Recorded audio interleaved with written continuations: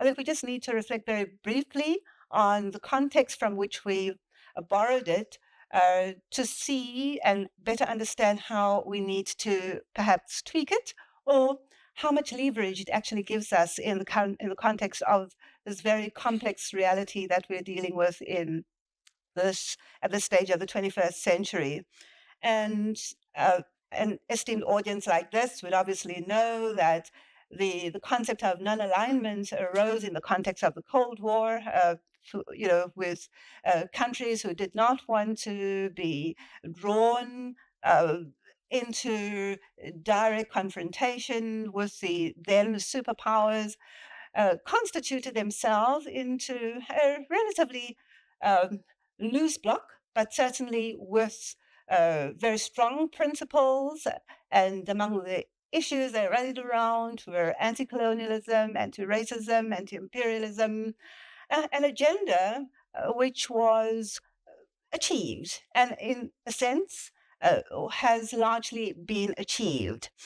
Um, Indeed, many of the uh, countries who originally have constituted that bloc, and it grew obviously over time, uh, found themselves, quite frankly, between a rock and a hard place. And so, whilst it was said that countries were non-aligned, in reality, they did, in fact, veer to one side or the other.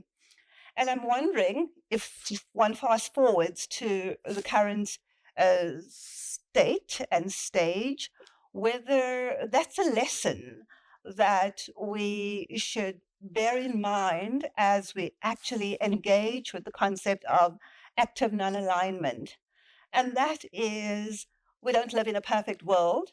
And in reality, countries will be pressured, countries are pressured to take sides. And this is what, in fact, has happened. And in fact, in many instances, do take sides. So once we have a growing currency around the notion of non-alignment, a reimagines of the validity and importance of non-alignment, and in fact, the original non-aligned movement is still in existence.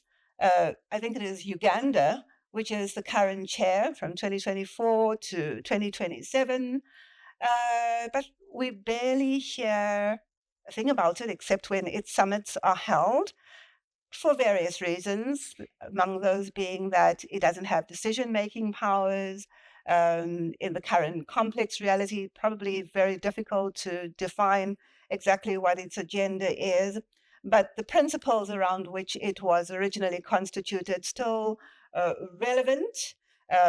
These include respect for fundamental human rights, respect for sovereignty and territorial integrity,